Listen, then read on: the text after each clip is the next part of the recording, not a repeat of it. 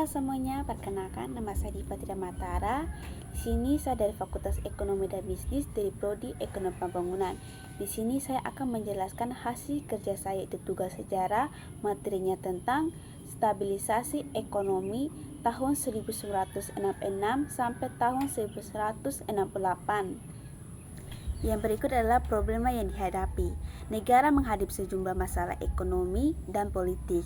Yang pertama itu baru mengalami guncangan sosial politik, pergantian rezim, dan terisi yang belum tuntas. Yang berikut tuh hiperinflasi tak terkendali selama beberapa tahun. Yang berikut APBN memiliki ketekoran yang semakin besar.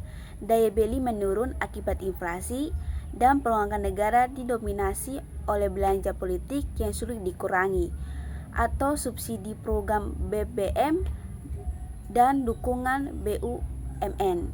Yang berikut adalah prasaran dalam kondisi sangat buruk karena tidak ada anggaran untuk memelihara minimal selama bertahun-tahun. Yang berikut itu dengan devisa nol dan terdapat kewajiban untuk luar negeri yang jatuh tempo namun belum dapat dibayar.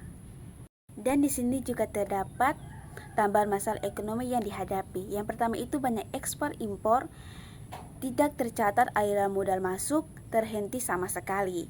Yang kedua yaitu kelangkaan devisa akun menyebabkan kekurangan bahan baku dan suku cadang, melumpuhkan industri dalam negeri serta menimbulkan kelangkaan panggang dalam negeri atau disebut PDB. Stagnan bahkan merosot dalam beberapa tahun terakhir. Sementara masyarakat menuntut perbaikan ekonomi segera. Permasalahan ini dihadapi oleh Sultan Hamengkubuwono sebagai wakil Perdana Menteri bidang ekonomi beserta tim ekonomi pada awal 1966. Mereka tidak memiliki untuk menyerah dan akan mengambil langkah-langkah untuk mengatasinya bersama dengan kabinet berikutnya. Yang berikut adalah pembahasan kedua, itu menyediakan kondisi politik. Langkah-langkah pertama program stabilitas ekonomi menyeluruh adalah membangun landasan politik yang kuat, karena program ini biasanya menimbulkan beban jangka pendek untuk keuntungan jangka panjang. Setelah peristiwa 30 September 1965, politik sangat tegang dan birokrasi tidak berjalan dengan baik. Kondisi politik menjadi lebih tegang setelah September 11 Maret 1966 dengan Jenderal Soeharto yang memegang kendali di Fasko dan pemerintahan sehari-hari dijalankan oleh Presidium Kabinet Soeharto, Sultan Hamengkubuwono, Adam Malik. Rezim Orde Baru dimulai secara bertahap mengkonsolidasi kekuasaan.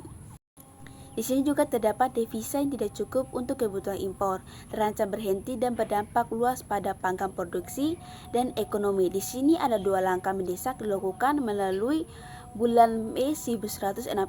Yang pertama itu merombak sistem kurs dan aturan perdagangan untuk dorong ekspor. Yang ke B itu meruntingkan penjadwalan ulang untuk untung dan pinjaman baru. Kedua langkah menjadi bagian dari paket stabilisasi ekonomi Oktober 1966. Dan yang berikut adalah program stabilisasi ekonomi Oktober 1966 yang tadi sebelumnya saya sudah jelaskan. Itu terancang dengan bantuan teknik IMF sebagai program induk yang memberikan kerangka bagi langkah-langkah selanjutnya dengan sasaran utama mengendalikan inflasi dan menggerakkan kembali ekonomi. Salah satu pilihannya adalah kebijakan dekontrol, melepaskan pembatasan ekonomi, mengurangi produksi birokrasi, menggunakan mekanisme pasar, dan mengurangi peran langsung negara. Di sini juga terdapat kebijakan moneter. Di sini diberikan peran penting untuk menekan hiperinflasi dengan prinsip anggaran belanja berimbang. Yang kedua itu suku bunga kredit bank pemerintah dinaikkan menjadi 6-9% per bulan dan suku bunga simpanan hingga 5% per bulan. Diperkuat dengan pembatasan kredit dan insentif lain. Yang ketiga itu suku bunga menjadi instrumen baku untuk mengendalikan uang beredar dan inflasi, membantu mematangkan psikologi hiperinflasi dan menurunkan kecepatan peredaran uang. Yang keempat itu diatur dalam Undang-Undang Perbankan 1967 dan Undang-Undang Bank Indonesia 1968.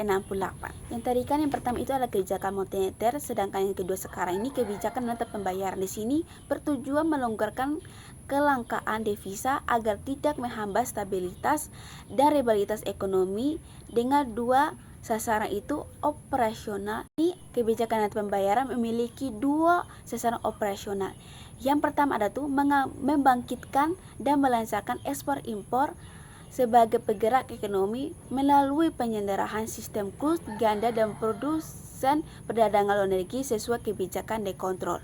Yang kedua adalah atau B, meningkatkan arus dana melalui rekening modal untuk membiayai program stabilitas dan reliabilitas ekonomi terkait dengan diplomasi ekonomi untuk merunding ulang utang.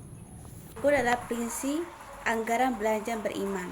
Itu terdapat dua, itu secara teroristis APBN berimbang jika pemasukan menutupi pengeluaran pada tahun yang sama. Itu sebagai asas kebijakan fiksa masa stabilisasi dan hingga akhir Orde Baru. Konsep yang digunakan bukanlah teroristis melainkan yang praktis, sederhana dan bertujuan menjinakkan inflasi atau setidaknya mencegah APBN menjadi penyebab utama inflasi. Yang berikut adalah negosiasi utang, yaitu penyerahan kurs dan perdagangan belum cukup meningkat ekspor dan devisa, sehingga dilakukan diplomasi utang melalui Mei 1966. Setelah merumuskan paket stabilitas ekonomi Oktober 1966 dengan bantuan IMF, Indonesia mengajukan usulan ke Paris Club pada Desember 1966 yang menyetujui penundaan pembayaran utang hingga 1971 dengan 8 cicilan tahunan. Kesepakatan ini membuka pintu untuk pinjaman baru dengan bunga yang lebih baik. Persoalan perusahaan yang timbul itu program stabilitas secara umum berhasil mencapai sasaran utama, namun menghadapi tantangan di lapangan yang memerlukan penyesuaian. Fitch menggerakkan ekonomi. Setelah 2-3 bulan pelaksanaan paket stabilitas Oktober 1966, muncul keluhan tentang ketekatan likuiditas dan kesulitan mendapatkan pembiayaan usaha. Dilemanya terletak pada keseimbangan pergerakan uang beredar dan kecepatan peredarannya. Diperlukan untuk meninggalkan inflasi dari sisi permintaan, namun jika terlalu keras dapat mengganggu produksi dan membangun inflasi di sisi supply. Sedangkan melonggarkan terlalu cepat dapat membuat inflasi kembali tidak terkendali. Memerlukan prioritas yang jelas. Tim ekonomi yang dipimpin oleh Profesor Wijoyo Nisotaro mampu mengelolanya dengan pemerintahan merespons secara selektif, mendorong pemberian kredit ke sektor prioritas, tetap menjaga keseimbangan APBN dan melanjutkan kebijakan dikontrol. Kendala politis dan operasional dalam menyeimbangkan APBN. Di sini bauran kebijakan fiksa moneter memberikan hasil yang baik. Menyeimbangkan APBN memerlukan dua hal krusial. Yang pertama itu kesepakatan politik kuat untuk menjalankan langkah-langkah yang diperlukan meskipun sulit didukung. Kesatuan pandang antara penguasa politik dan pelaksana kebijakan ekonomi untuk mengatasi inflasi dan kebalikan defisit fiskal. B itu kemampuan operasional yang efektif. Masih itu, birokrasi pemerintah tidak berjalan optimal, sehingga tim ekonomi dan para menteri membentuk kelompok inti pelaksanaan dari dalam dan luar birokrasi seperti dari universitas. Kelompok ini menggerakkan aparatur yang ada dan terkadang proses birokrasi normal terbukti cukup efektif dalam mencapai sasaran program.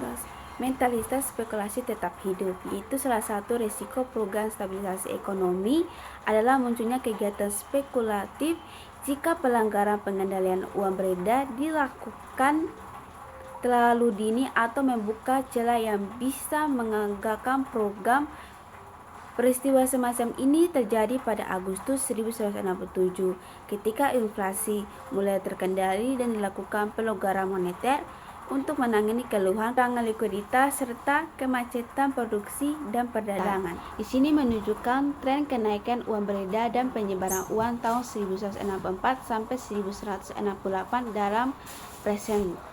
Di sini tahun 1968 sampai tahun 1996 kenaikan uang beredar terus melonjak hingga 161% sampai 225% hingga 763% dengan APBN sebagai kontribusi utama diikuti kredit bank. Yang berikut adalah program stabilisasi ekonomi dijalankan tahun 1967 sampai tahun 1968 terjadi penurunan drastis. Kenaikan uang beredar hingga 132% sampai 121%. Kontribusi APBN juga menurun sangat signifikan dari 108 sampai 108 di tahun 1967 menjadi 8% di 1968. Sementara kredit bank tetap menjadi salah satu penyumbang utama, namun dengan angka yang jauh lebih terkendali. Hal ini menunjukkan keberhasilan program stabilisasi dalam mengendalikan penyebab utama kenaikan uang beredar dari sekian dari hasil video saya. Jika ada kekurangan dan kesalahan mohon dimaafkan. Sekian dan terima kasih.